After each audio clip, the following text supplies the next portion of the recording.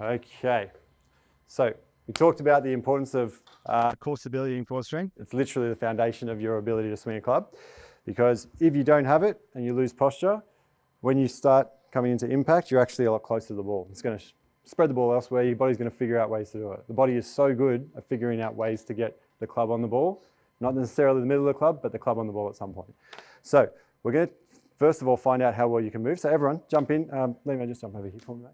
Basically, we're going to start with that normal sort of posture we did in our first TPI screen. So just going to tuck and extend the pelvis. There we go. Doing that. If it could move. Now I know we can't really do this that well. Some are better than others. Everyone look at Pete. He's the A-grade student today. He's the guru. So this is what I said. Pete's got a natural body for golf, right? Because he's got this stability through his pelvis. What? Is it a natural body for what? I thought golf. You were thinking another four-letter word. Okay, so in PG. what I want you to start feeling when you're doing this is where it feels tight, where it feels hard, or where do you feel it drops for you? Doesn't matter where it is, because it's going to be different for everyone. That's it, okay? Lower back for me. All right, so that's a complex movement in a complex posture in the golf swing. It gets worse when we start moving our arms, because that's a dynamic move. Let's figure out how to train that, all right? Everyone jump on their backs for me. Lie on your backs, feet flat on the floor, knees bent. Here we go. All right, I want you, knees bent, sorry, for me. So, Back like that, yep. yep, perfect. All right, now, what I want you to imagine is I've got a club here. I'm going to go in between your knees, and we're going to just slowly lift up. Only as I bring this up, Yep. You're only going to lift up the part it's going to touch. So just your glutes first. Good, back down. Now, I want you to go even further. Lift up your glutes, but don't lift up that. There you go, that's it. That's as far as I want you to go. And do you hold it? No, you just go up and then slowly back down. Go again from back down and back down again. There we go. Good. Now you want to do this thing where you start lifting everything at once, right? This is where it gets hard. So think about that pelvic tuck. That's it, just that movement. It's perfect. Pete, good stuff. Our abdominal muscles, but we're really trying to just get the sequencing right through the pelvis, right? Everyone thinks that they want to lift up all in one go, but what you really want to do is just slowly tuck and extend. That's it.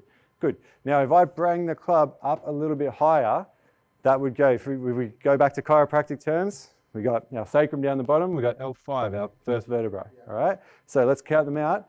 Just lift your sacrum up and back down 2 times, and then now I want you to just lift L5 up. So you go sacrum, then L5, and then back down to sacrum, then down. So it's a roll. I really want you to roll this technique. Another way to think about it, if I had a laser pointer on your belt buckle, it should start pointing back here. Oh, okay, yeah, that's a good visual. We always want to try and think of cues that'll help. Sorry, mate. Won't get too low. Right. That's it, yep. So it should end up there. Perfect, Pete. Excellent. All right. So we train it. This is what we call the 4x4 matrix. We start on the floor, all right? Start on the floor, level 1. It's super easy. Easy as it can get. Now we're going to go to level 2, all right? So everyone jump on hands and knees, all fours. There we go. All right, now from there, I want you to think about the move we did. If I told you to extend and lower your back and do cat camels, all these sort of ones we've done before, you'll know what to do. But I really want you to focus on the movement happening through that pelvis. So let's have a look. Good. When we're giving out exercises to take home, we only give what people can actually achieve. There's no point training a movement pattern that you can't do. You're just going to train the bad habits again. So if we can't do this, I would only give exercises where we're lying on the back on all fours. Oh, sorry, on our back, flat on our back. Because if we do anything extra, essentially what we're going to do is retrain the movement pattern which gets you into trouble in the first place. Good. All right. Let's say we could all do that perfectly.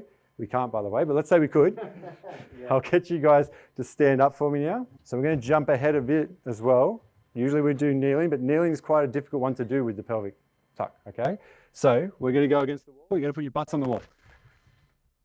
All right, and from there, basically just going to tuck so the butt comes off and extend so the butt goes back. Tuck and extend. Just use the wall as a bit of feedback to say it is going to move forwards. Good. So it can come off the wall. There's some solid video contact. Just that's it. Put some source of music playing out. Wait till we get off the wall. It's going to be better. This is maybe good at golf OnlyFans account. I'll get you to pop your hands across your chest there for me. Oh. That's all right. So again, that's it. And try not to move the body too much. Try not to move here. You can keep off. I don't mind if you come off the wall with the pelvis a little bit with this. That's it. Good. And back there. Yeah. Generally, we don't want to create too much early extension, but it's just trying to figure out what it feels like, first of all. Okay, now turn around and face the wall. Elbows on. Little bit lower than you think, all right? So not all the way up here. Try and get it low so it feels like you're almost in that golf posture. And again, tuck and extend. So now we're in a standing posture. Is there a hole in this wall? Or? So we're going elbows down, just a touch there, that's it. So we'll be checking for if they can do this move well, essentially retraining a movement pattern. This is what it feels like when we're moving, all right? This is great content as well. So the more it moves, the more control you have over it, the better this is going to be for your golf swing as well. Okay, perfect. Now, everyone, jump off the wall, face each other, stare into each other's eyes. Holding hands. Holding hands if we can. Shoulders go back to where they were before, and we're going to work on that tuck and extend, just like we did before. Just see what it feels like. See if there's any difference. Good. Excellent. Go again. Good. One thing we know from the first time we did the TPI screen on you, you don't have a lot of movement in that particular motion, but you control it really well, okay? When you are training for it, you control it well. We talked about what exercises I'd give you at home. This would be gold standard, one of the number ones. Okay. This little process that we go through, I'd almost do that as part of your warm up. That would be, when I get to the course, I spend 10 minutes doing my lower back and pelvic stability workout. What about before you do weights or anything like that? Absolutely before you do weights. Yeah, anytime you do any exercise, I'd advise everyone to do more weight training if they can. It's one of the best things for as you age and good for your bone density, good for everything else. And it's one of the biggest precursors to a longer, healthier life. Between sets, couldn't you? You could. It's important to know where you are and know where you feel, okay? So when we take that to the course, essentially what we're trying to do now is we don't want to force that movement. It should just happen naturally as we swing through the club. But if I look from here, let's use this as a guide. My butt's on the line. If I come back, butt is behind the line. If I come down, my butt's on the line, okay? That's what we want. We want that in the swing. It means that you're keeping your body the same posture. At address, it's going to be exactly the same as at impact as well. You will be a little bit more rotated through impact, but your body knows where the club is. Okay, good. All right, so basically what we're going to go through now is our ability to rotate our thoracic spine. Okay, it's one of the things that we need to do in the swing. We don't need excessive amounts, but we need every bit we have. All right, so first things first, while you're sitting here on the stools, what I want you to do is put your feet just like Pete's doing there, knees together, feet together, hands can go on your shoulders. And I want you just to rotate one way. It doesn't actually all go to your right. It'll make it a bit easier. So we're going to rotate as far to the right as you can. All right. So by locking off here, essentially we're just seeing pure thoracic rotation. So how do you feel? Do you feel comfortable with the ability to do that? Yeah, but I can't go any Can't further. go further. So it gets sore when I'm maxed out. Good. I'm not getting sore. I just can't move. Just can't move further. Okay, you go to the other side. Good. Excellent. Does everyone feel different on one side than the other? Maybe a bit tighter on this one. Yeah. I'm actually can go tighter further. on that other way. Yeah, you both could go further that way. I'm definitely tighter that way, but You actually are moving okay I've through got there. no pain or anything. Okay, good. Let's work on That's one because Pete and I drill. have a better follow through. Yes, well, when you started driving well, your follow through was a lot better as well. Yep. So what we're going to do now is a really simple drill. Everyone can do it at home, in the car, wherever they want to. But basically, it's the easiest way to increase that. All right, so hands on your shoulders again. All right, we're going to do this together. You have to listen carefully. It's a little bit of a confusing move. Knees together, stuck as hard as you can. There's a piece of paper there. I can't take it out. You're going to take a deep breath in. As you breathe out, turn to your right.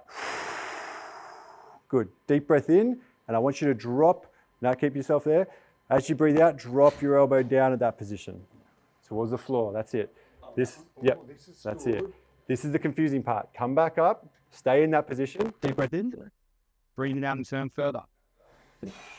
Breathing in. And drop the elbow down. We're going further. Yep. Down there again. Good. Last one we have to do. Come back up. Stay in that position. Deep breath in. Breathing out and turn. Deep breath in. Breathing out and down. Separate those moves. Good. Stand back up and do the same thing on the other side. Deep breath in, breathing out and turn. Deep breath in, breathing out and drop down. Good. Come up in that plane. Deep breath in, breathing out and turn. Deep breath in, breathing out and down. Now the breathing does become important with this. It's a bit difficult to do the first time, but once you get it, last one more time. Further again if you can. Good. So it's a bit difficult to do the first time with the breathing, but the reason the breathing is so important is we're actually opening up the rib cage. Massive distance. So everyone, hands on your shoulders again, turn one way, doesn't matter which one, we're going to do both, as far as you can, and then go to the left as far as you can. Good. Yeah, that's an improvement already.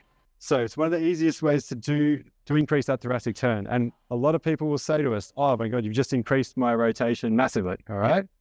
We have, in a way, we have actually increased the rotation. But what we've also done is given you the movement pattern of what it feels like when everything relaxes to be able to use that space.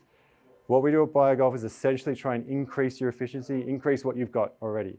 Take advantage of what we got, and then if there's anything we need to fix, we adjust that as well. All right? So on a serious note, when Anthony's putting, should he breathe out as he takes back the club and breathe? Then we start going into a lot more of the mental side. That's a question you should ask me right before I putt.